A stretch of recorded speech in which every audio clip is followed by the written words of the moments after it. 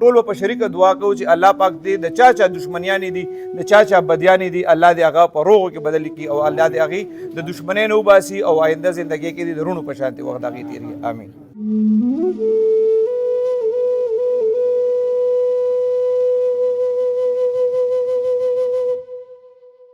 زمونږ د تره زامنو مونږ په خپلو کې شیطان واچولو نن هماغه تره زامن دي سره خپلو کې هم تر غاړه باسلی شو پوه شوې زمونږ تره دی که یو خبره نیمه وکړي مونږ د هغه په خبره باندې مونږ خفه کېږو نه.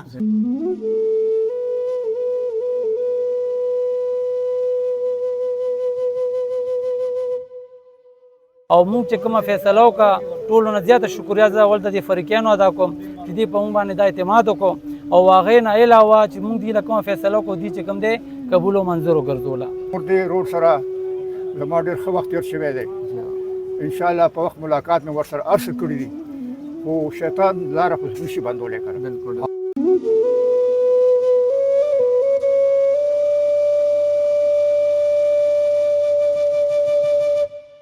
ټول نه زیات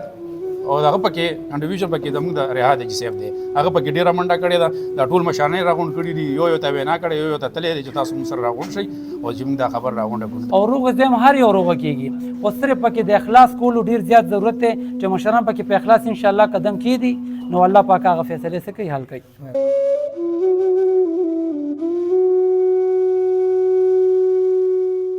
بسم الله الرحمن الرحیم. السلام علیکم. زیم کیسر خان او تاسو ګورئ کرائم کہانی. ګرانو مرګرو اکثر چې زه په یوټیوب فیسبوک او ټیک ټاک باندې ویډیوز ورکم نو هغه ټول داسې وي چې د خوشحالۍ خبرې پکې ډېرې کمې نو اکثر د قتل خبرې وي د جنگ جګړو خبرې وي نو اکثر مرګري کمنټس کوي چې یار د خوشحالۍ خبره دې ونه کړه چېرته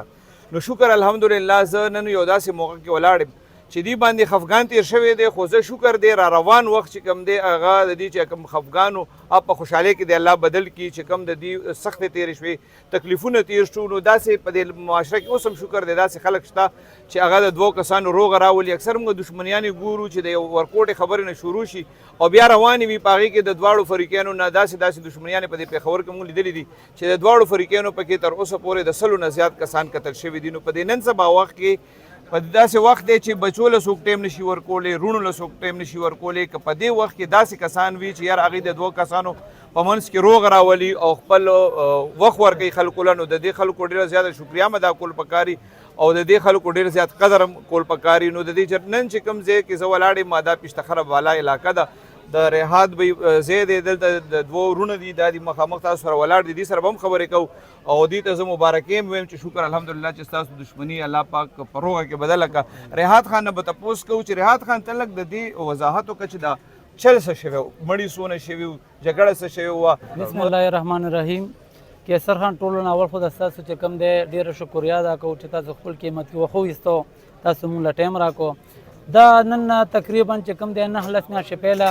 د دې رونو په منځ کې چې کوم دی د یو 30 مالو د پلاټ څه تناظره روانه وه چې په هغې کې ما ته وګوره زمونږ یو ورور سلمان او بل ورور هم فیصل ما ته وګوره شهید شوي وو د یو فریق نه سلمان چې کوم دی دا د نوراسلام حاجي صاحب دی او فیصل چې کوم دی شاه ولي خان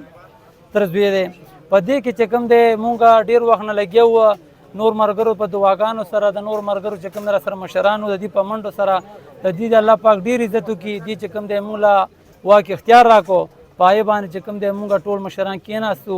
او مونږ چې کومه فیصله وکړه ټولو نه زیاته شکریا زه اول د دې فریقیانو ادا کوم چې دوی په مونږ باندې دا اعتماد وکړو او هغې نه علاوه چې مونږ دوی له کومه فیصله وکړو دوی چې کوم دی قبول او منظور وګرځوله. مشره تاسو را سره خپل نوم راته یاد کې او د دښمنۍ کې ستاسو څوک وفات شوي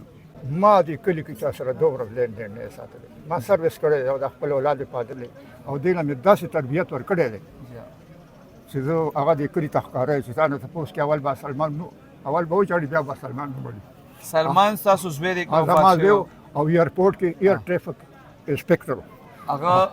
واده کړی و بچي یې هغه واده کړی و ښځه یې وه او اوس یو لور دی یو یې زوی ده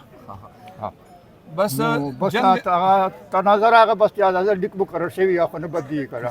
نور دې روډ سره زما ډېر ښه وخت تېر شوی دی انشاءالله په وخت ملاقات مې ورسره هر څه کړي دي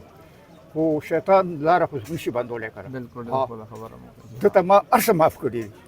کور مې ورته پرېښی دی حجره مې ورته پرېښې الله یې تاسو ده باندې ملکیت یې اجر خرڅ کړی درکړي. هر څه ما په خپله موټه څه ګټلي دي که نه هغه ما په دې اولاد خرڅ کړي او دواړه ایجوکیټډ دواړه پرې انجینر بي کړی جانه دا کوم واقع چې شوی و دې کې ستاسو څوک وفات شوی و؟ دې کې زما ورور وفات شوی و، فیصل. د واده ماده کړی و؟ د واده نه و کړی. دا په منځ کې تنازع هم په دغه اچانک تېره شو پیدا شوه که نه پیل را روانه وه؟ دا مخکې نه د تناظر را روانه وه د پټي. دا پټي مونږ اغوښتی و، مونږ په دې پټي باندې دې نه مخکې هم جنګ کړی و د تره زامنو سره م. په دې کې مونږ سره دا سلمان هم ولاړ و. د سلمان دپاره ما په دې پټي باندې جنګ کړی و. سلمان وویل چې یاره تر بیا دا پټی دی دا مونږ اخلو، په دې پټي دا پټي مونږ اخلو ادیرې له. لکه دا تاسو ډېر غټ زړه وښولو چې مطلب دا دی چې روغ هم وکړه. دې مشرانو ستاسو په دې کې روغه کې څونه کردار ادا کړی؟ د مشرانو ډېره شکریا ادا کوم. مشرانو ډېر ښایسته کردار ادا کو. زمونږ د پیشتخرې مشران دا رحاد حاجي صاحب شو، امیر بشر شو،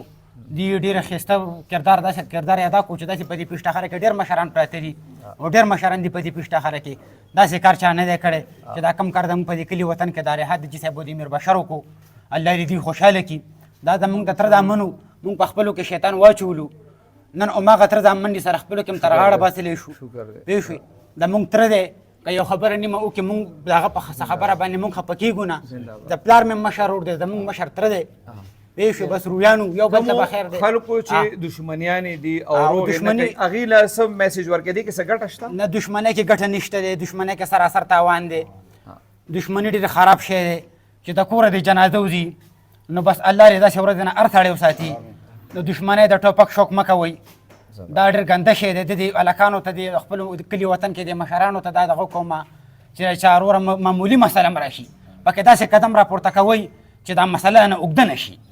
ما دا مسله ډېره وړه مسله وه او ډېره غټه ترېنه جوړه شوه.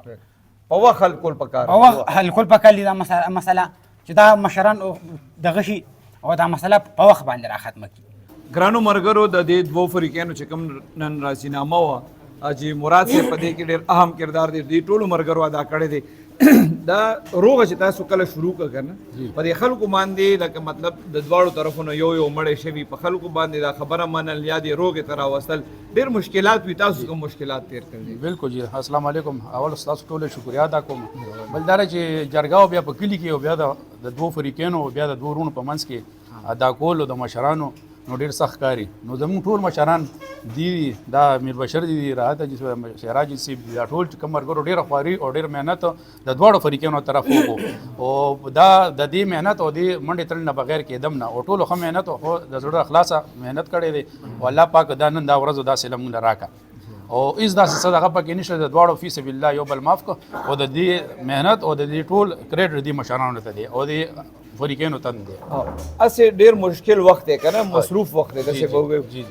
څونه وخت ولګېدو ستاسو دې روغه کې؟ یاره جي دې کې خو مشران د ډېر وخت نه لګي او ډېر مشران پکې لګي وو لکه چې دا درېیمه یا لسمه ورځ شوې ده د مرګ نه لس میاشتې وشوې نو هغه وخت نه پکې مشران ګرځي. خو بس دې کې یو چې دا برې چاله ورکولو یا د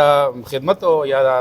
ثواب چې چا نه غوښتنو دا اوس زموږ دا یو څو مشران دي دا شپږ اته د دې نه خدای پاک دا شی واخیستو. ډېر ملک مشران پکې منډې والي دي خو دا زموږ کوم میر بشر چې دی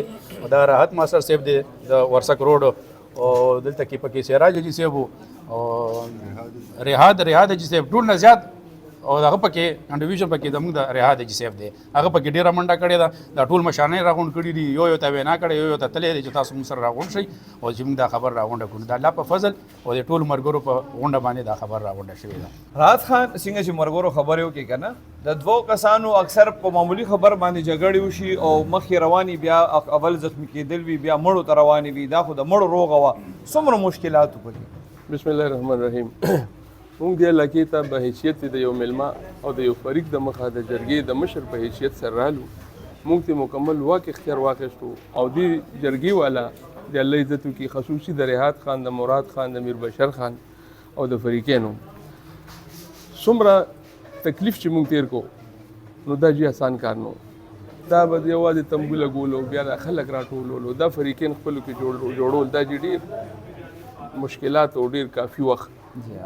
د دې مشرانو په ضایع شو. خو زه ورته ضایع نه ویم قیمتي شو. په دې ګرمۍ کې چې موږ په ګنټو ناست په شپې 11 بجې 12 بجو پورې دا ملګری چې کشمیر درته وایي 2:30 بجې به د یو فریق نه راوتی دی په څه وجه راوتی دی لږ ډېر کمې بیشي پېښېږي پکې خو دا دوه وروڼه دغه کم چې نور اسلام صاحب دی ده مونږ ته وویل چې دا زما زوی نه ده بل مې هم زوی و ځکه چې ورارم بچی وي خو هغه کم یې نه راځي او الله ته داسې منظوره وه خو د مشرانو د الله قدر وکړي ډېر مصروفیاتو باوجود هم خو دې خپل مقصد کې کامیاب کړ او دا شی ستاسو مخامخ ډېر په خیر او ډېر په عزت سره وشو شکر الحمدلله دواړو فریقینو ستاسو خبره ومنله هغه کمې جرګې چې نه کامیابېږي کې هغې کې د جرګوالو څه داسې لالچ یا څه کمې وي یا فریقینو کې څه خبره اترئ یاره جي فریقین چې کله کښېني واک اختیار ورکړي د فریقینو خبره ترمنځه ختمه شي خو دوی کې چې داسې مشران وي انسان عجزه دی کمې به شي الله دې ورله د نیکو هدایت وکړي هغې ډېر کمتري پکې هغې دا نه غواړي چې دا خبره خیر ته وځي هغې کوشش دا کوي چې زه به دله دا سړی په حقه دی خو زه به دله دی راسوملوم زه بدله دا کوم زه بدله دا کوم دا خبرې چې په دغه وخت کې بیا الله پاک مدد هم ونه کړي او کله چې زه چې د داسې ځای نه راغلی یم زه به ایمانا ویم ما دا مرده نه ولیدلې 2 4 5 ورځې شو جي او مونږه هېڅ قسمه لالچ مخې ته نه دی ایښی وخت هم خپل او الله پاک را سره مدد کړی دی ولې مخلص وو مونږ د یو ملګري دا یو ټول دی وایي په قرآن دی وایي هېڅ قسمه لالچ نه دی کړی او نه دی دا ویلی دي چې مونږ د یو فریق نه یو مونږ د بل نه یو مونږ دواړه پارټیان مشران چې کوم ناسو ټولو دا ویلي چې مونږ د یو فریق نه یو او دا مقصد زمونږ دی چې دا حل شي خپل تاوانونه خپل طوفانونه هم پکې کړي دي او حقیقت سره هم کړي دي یو خو جات شوی نه خو چې دا کم نه کېږي جي دې کې د شیطان ډېر کار کړي او د مفتي صاحب وویل چې دا شیطانان دي الله ته به برباد کړي په دغه وجه نه کېږي نو چې تا له فریق اختیار درکړي څنګه منې کېږي بھئی د اکثر موږ خلکو ګورو که نه چې د جرګه جنګ جګړه وشي که دغسې مړي وشي نو د جرګه مارانو نه اوس خلک لږ سیټ اخلي وایي مړه مسله حل کوو خو د جرګه ماران یې راله بیا اوږدوي دا څه وجوهات کیسر بھائی دا چې څنګه دا خلک دا وینا کوي چې څنګه ماسټر صاحب خبره وکړه دا عمدک خبره یې چې بعضې کسان ضمانتونه واخلي او بیا پای کې د نغدو پیسو ډیمانډ کوي که کله څوک چاله ټوپک ورکوي یا څه سونه ورکړي نو دا نه نغدې پیسې راکړه نو نغدو پیسو کې بیا چې کم دی لکه فریقینو ته هغه پیسې دوباره واپسي نه کېږي که کېږي نو ډېرې کمې پیسې د دې د وجې نه چې کم دی دا فریقین د مشرانو چې کم دی سیټ اخلي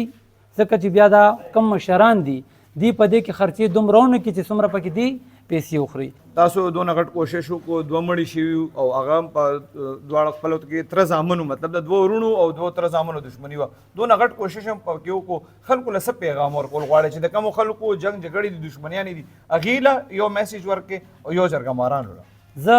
د ټولو رونو له چې کوم دی اول دا پیغام ورکول غواړم چې که موږ نن سوچ وکړو په دې پیشتخره بالا کې چې حقیقي اختر کم دی که نه نو هغه نن دی ټیک ده چې ټوله پیشتخره نن ډېره زیاته خوشحاله ده ځکه چې د یو 2 خاندانونو روغې پکې الله پاک وکړي او دا یې نه غټه خبره دا ده چې په دښمنۍ کې هېڅ ګټه نشته دی ټیک دی دښمني چې کوم دی یا ښایسته ښایسته ځوانان خوري یا چې کوم دی زمونږ د میندو خویندو عزتونه خوري په دښمنۍ کې هېڅ ګټه نشته دی او چې د چا به دې دښمنۍ دي زه خو دا وایم چې اول د دې ماته وګوره مشرانو له دغسې واک اختیار ورکړي چې شرطونه ورته کېنږدي ټیک ده او بیا مشرانو ته دا پیغام ورکول غواړم چې مشران دې راپاسي او په دکه یو ځای کې دکه اخلاص وکړي چې اول دې سړي وګوري چې یاره زما د 200 روپو وشته چې خپلې 200 روپۍ په داسې ځای کې ولګوي نو یقیني خبره ده چې دا پیسې به د دې سي دا به ډېرې مبارکې او بهترینې پیسې چې په داسې ځایونو کې ولګي او چې به مشران جو دا کوشش وکړي نن سبا اکثر مشران داسې هم دي جرګه دله کوم خو ما ته به دومره لکه روپۍ راکې الله درته جرګه کومه نو چې کوشش وکړي ما ته وګوره دغه مشرانه چې د الله پاک هغه لویې ورځې ته وګوري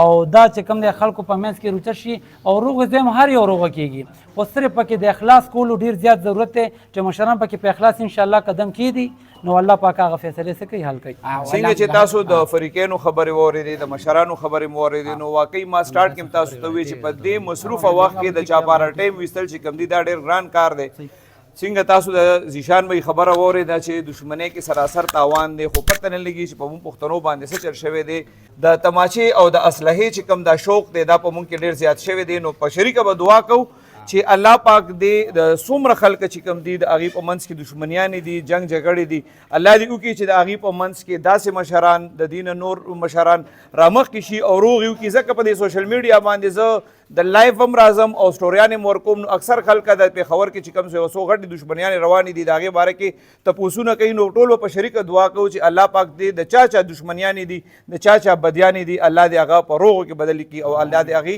د دشمنۍ نه وباسي او آینده زندګۍ کې دې د روڼو په شانتې وخت هغې تېر کړي. آمین.